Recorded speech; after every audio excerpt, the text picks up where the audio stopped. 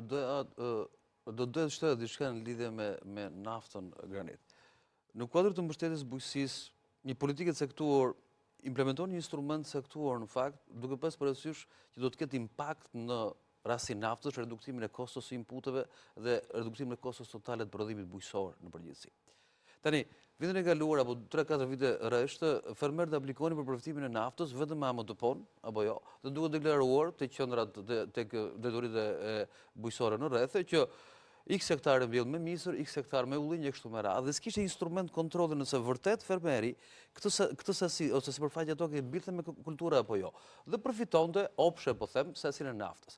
Pra, është vështirë që ne të mendojmë që kjo sasi nafte e përfituar 3-4 vite me radhë ka shkuar pikërisht në bujqësi. Dhe merrte në 2 vitet e fundit në llogari bankare, mos gaboj, merrte sasi nafte.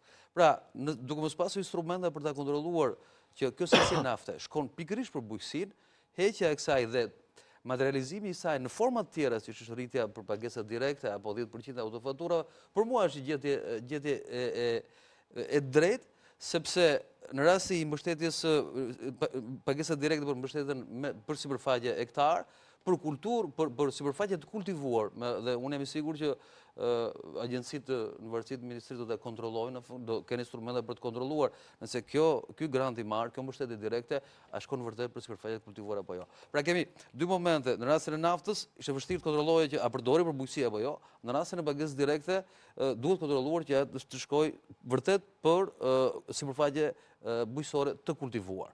Pra është më e lehtë për ta parë në këtë kontekst se sa në rastin e naftës. Kështu që unë si ekspert kam bindje që heqja ose dhënia e naftës 3-4 vite fundit ndoshta nuk ka dhënë impaktin e duhur pikërisht në reduktimin e kostos së prodhimit bujqësor. Ose për mos të qenë thjesht një instrument social, për mbështetje sociale vit pas viti për fermerët, po të ketë impaktin e duhur në reduktimin e kostos së prodhimit